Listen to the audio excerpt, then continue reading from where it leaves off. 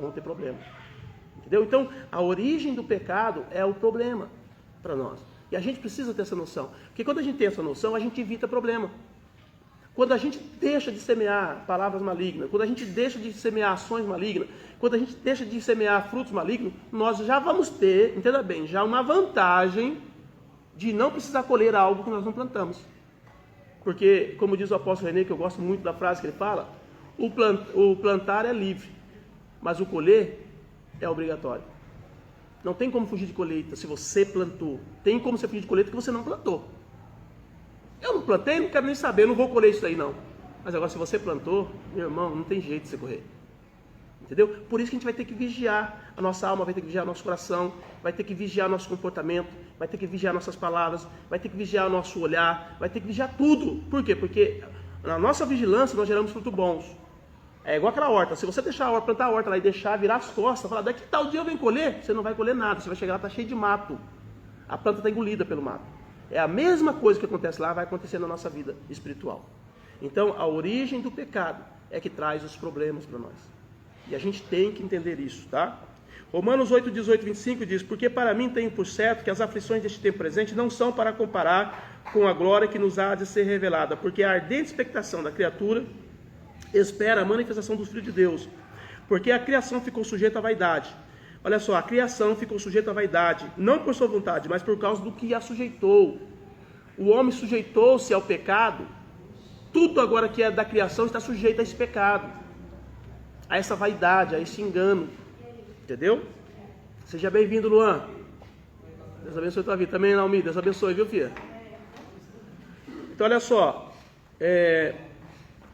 na esperança de que também a mesma criatura seja libertada, ou liberta da servidão, da corrupção, para a liberdade da glória dos filhos de Deus, porque sabemos que toda a criação geme, e está juntamente com dores de parto, até agora. É comum as pessoas falarem, a planta fulano de tal está em extinção, tem que plantar mais aquela árvore.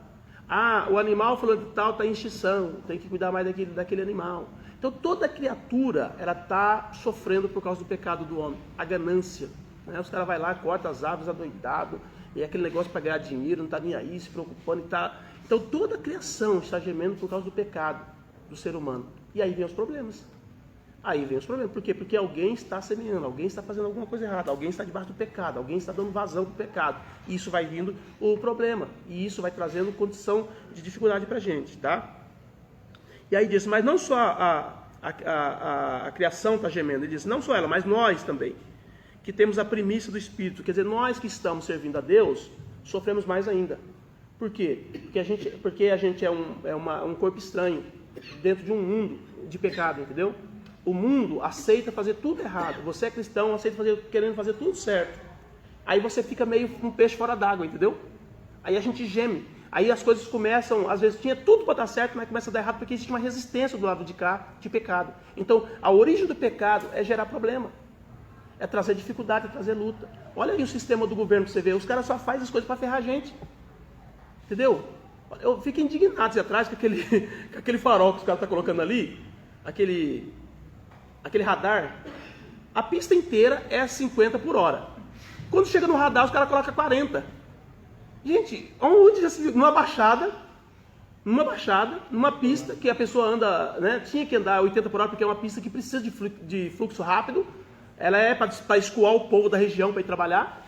E agora os caras me colocam 40 por hora. O que é isso, gente? Vamos ser sinceros. Alguém está pensando em vida, em salvar alguém? Eu acho que não, os caras estão pensando em que você vai vir a 50 por hora, quando chegar naquele ponto, numa baixada, você vai estar no mínimo a 50 por hora, que a pista é 50 por hora, e de repente ela mudou para 40 em cima de uma coisa. Isso é coisa do Satanás, não é? Me explica isso, por favor. Só o carro na banguela vai... Entendeu? Só o carro na banguela já vai dar mais de 40. Então, para você ver que o próprio sistema, ele já aderiu ao capeta, ao demônio, sabe? Ao pecado. E ele vai ser um entrave, quer dizer, você tinha tudo para viver melhor, mas o sistema vai trabalhar para te lascar, para te trazer tristeza, angústia. Né? Olha aí o preço que está o IPTU aqui em Campinas, gente. É um absurdo o preço que esses caras estão cobrando. Então, é muito difícil, tá? A gente tem que entender que os problemas ele têm uma origem, e a origem do problema é o pecado, é uma coisa muito abrangente. Por isso que, às vezes, sem plantar, você colhe. Entendeu? Às vezes, sem fazer nada de errado, você está sofrendo. Fazendo então, meu Deus do céu, tem endereço certo. Porque quando você faz a coisa errada, aí tem um endereço, entendeu? Para vir aquele fruto. Quando você não faz, você pode ser atingido por causa do próprio sistema que está vivendo em pecado. Olha que condição que nós estamos vivendo aqui nessa terra.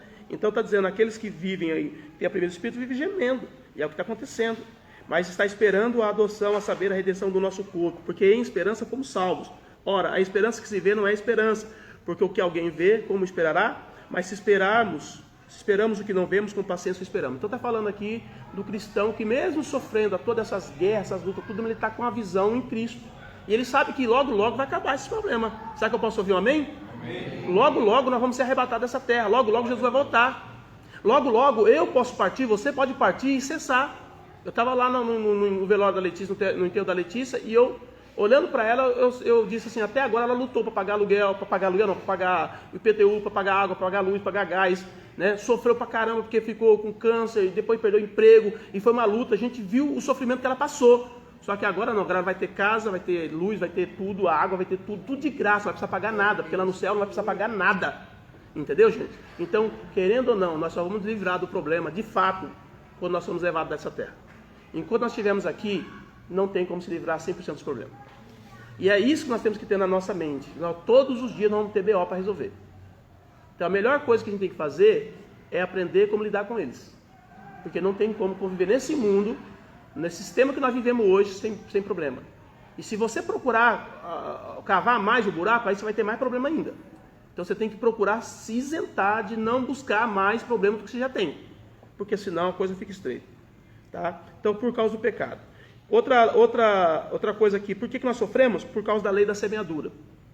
Gálatas 6, 7 e 8. Diz, não erreis. Deus não se deixa escarnecer, porque tudo que o homem semear, isso também ele ceifará.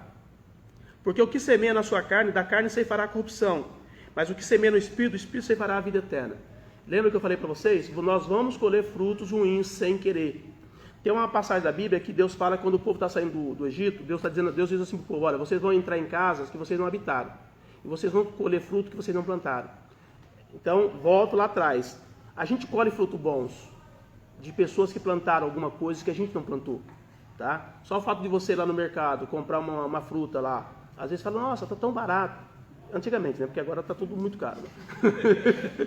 Antigamente as coisas tinham preço de banana, hoje a preço de banana é ouro, entendeu? Então complicou tudo. Mas quando você fala assim, nossa, isso aqui está tão barato, né? Estou comprando tipo 1 quilo, que o valor era 50, hoje está valendo R$5, está muito barato. Mas porque alguém plantou aquilo ali, entendeu?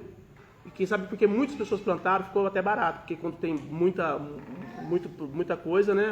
A demanda é menor, a coisa fica mais barata. Então a gente acaba colhendo o fruto, tá? A gente acaba recebendo os frutos que pessoas plantaram, coisas boas. Mas recebemos também fruto de pessoas que plantaram. Agora, no reino espiritual nós temos uma vantagem. Nós temos uma vantagem. Por nós temos um Deus que anda com a gente, que nos observa, que nos direciona. Você não precisa colher um fruto maligno se você não plantou. Você pode rejeitar. Isso você pode fazer como? Primeiro, dizendo não. Segundo, tomando direção oposta daquele fruto. Entendeu ou não? No reino espiritual nós temos essa vamos dizer assim, essa liberação da parte de Deus. Você não precisa colher frutos ruins que você não plantou. Você pode dizer, isso eu não aceito. É muito comum, quando as coisas começam a ficar ruins financeiramente, para aqueles que são dizimistas, eles chegam e dizem, eu não aceito isso, eu sou dizimista. Eu tenho semeado no reino. E Deus então vai lá e reverte a situação dele. Entendeu ou não? Então, existe muito fruto ruim que as pessoas estão colhendo aí como cristão, que se ela der um insight na mente dela e dizer, opa, isso aqui eu não aceito, porque eu não quero, não é meu, eu não quero. Entendeu? Ah, isso aqui eu quero, não é meu, mas eu quero por quê? Porque é um fruto bom. Você pode dizer isso no reino, você tem esse privilégio, tá bom? De fazer isso, tá? Então, ponha isso no seu coração. Por isso que tem que tomar muito cuidado com o que semeia. Porque, como eu disse antes, o semear é livre, mas o colher é obrigatório. Tá? Você vai colher o que você plantou, porque aí não tem como você dizer não. Não tem como eu dizer não para aquilo que eu plantei. Não tem. Tem como eu dizer não para aquilo que eu não plantei. Seja bom ou ruim. Quantas coisas boas vêm para nós e a gente diz não.